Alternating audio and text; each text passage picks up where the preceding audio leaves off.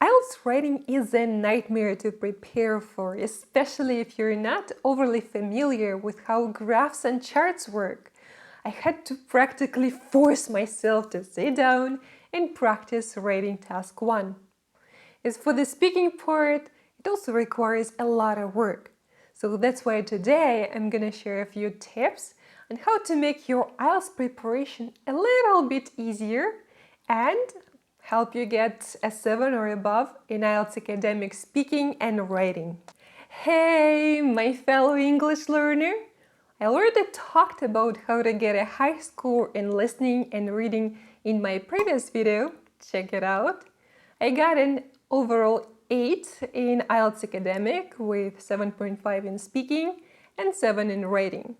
And here are 20 tips that will help you get a 7 or above in IELTS academic speaking and writing.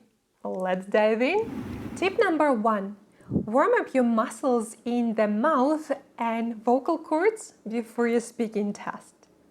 You can do a few exercises like you can open your mouth really wide and then close it. You can move your tongue inside of your mouth and you can hum like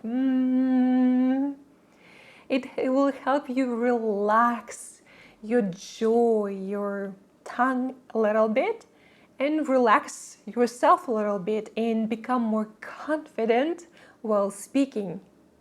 Also, if you speak with your jaw really closed and your mouth closed, it can be difficult for the examiner to understand you. Tip number 2. You don't have to use bullet points for part 2. You can, but you don't have to. Like if you feel that you're running out of ideas really quickly when you're using bullet points, talk about the topic in general. Talk about this thing in the past, or talk how you feel about it now, or maybe mention what it's gonna look like in the future. Tip number 3. Focus on communication. Don't try to insert as many grammar structures, fancy words, and idioms as you can in your answers. Just use grammar structures that feel appropriate for this particular situation. Tip number 4. Speak to the examiner like you would to a friend. It will help you relax in front of them and be more confident while speaking. Also, it will help you use appropriate language, informal language. The rule of thumb is you use formal language in your writing and informal in your speaking. Tip number 5, practice speaking. The more you practice, the better your speaking becomes. As simple as that. Learn to talk without long pauses and hesitations, and learn to elaborate on your ideas. You can record yourself or find a teacher, a speaking partner, or find a book club or a speaking club. There are so many options out there.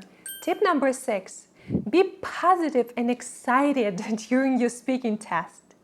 The examiner doesn't care about it, of course, but putting more emotion in your voice will help your intonation to become less flat and more varied. Tip number 7, slow down. When you're excited, you may tend to talk really fast, but you have to slow down a little bit to allow yourself some time to think, to make your answers more clear. Also, if you tend to rush through your answers, you'll probably make a lot of grammar and vocabulary mistakes. Tip number 8, work on your pronunciation. You don't have to get rid of your accent or anything. The main thing is that you need to sound clear and understandable. However, you may need to work on some high-level pronunciation features if you want to get a 7 or above for speaking, such as word and sentence stress, intonation patterns, contractions, linking, stuff like that.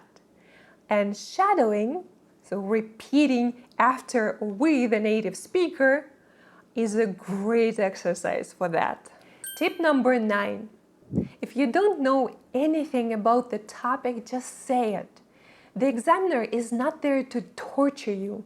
They're there to assess your level of English.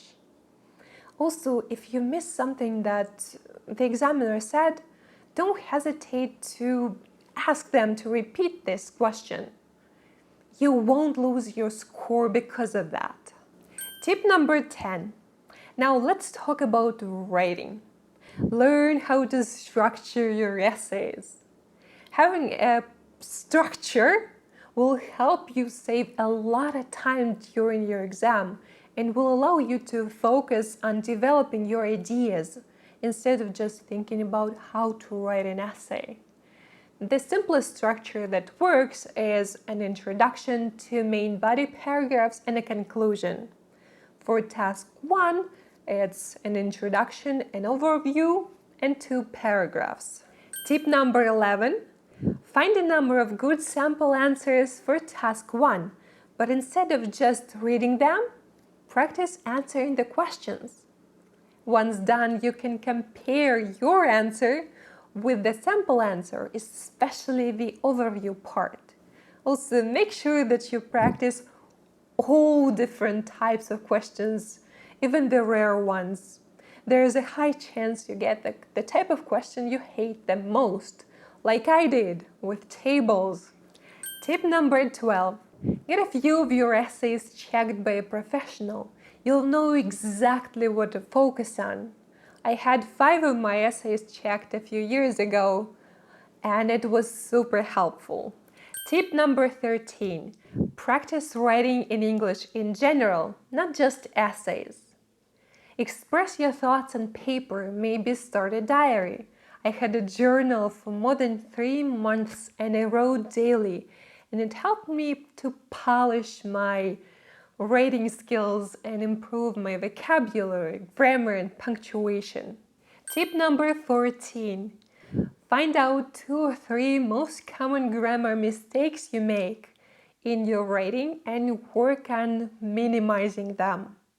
To get a 7 or higher in IELTS writing, you need to have more than half of your sentences completely error-free. When it comes to time management during writing, you'll become better with, well, time. The more you practice, the better you become, and practice slowly at first. It took me up to 3 hours to write my first essays.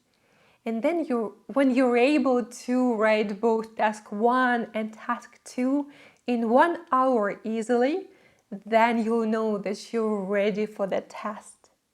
And leave at least a couple of minutes at the end to proofread your writing. Tip number 16. Ideas for your essays should be relevant, not fancy or clever.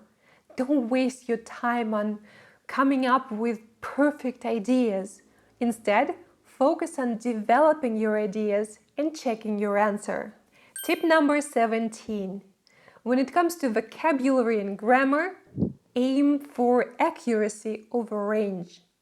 Remember that to get a 7 or above rating, you need to have more than half of your sentences completely error-free.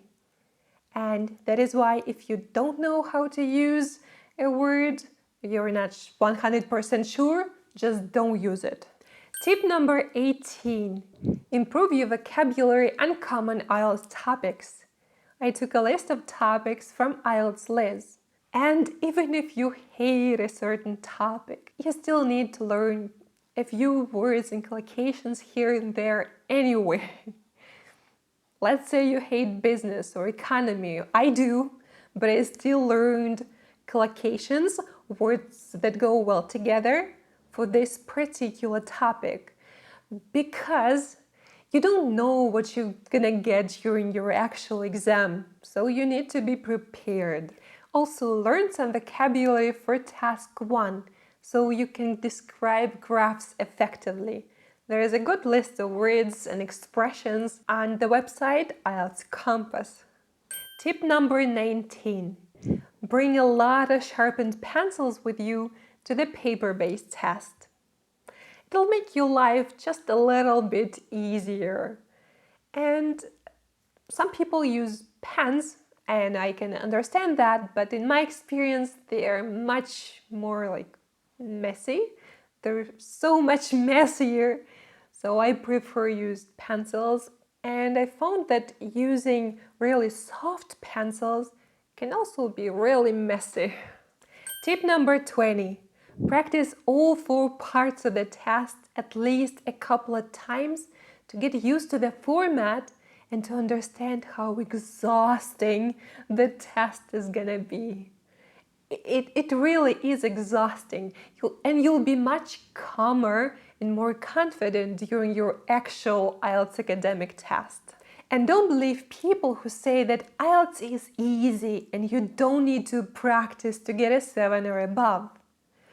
But if you invest time and effort into deliberate practice, you'll definitely get your desired score.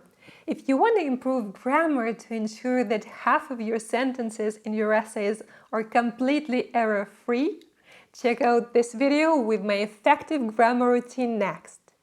Thank you for watching. See you next time with more awesome language content.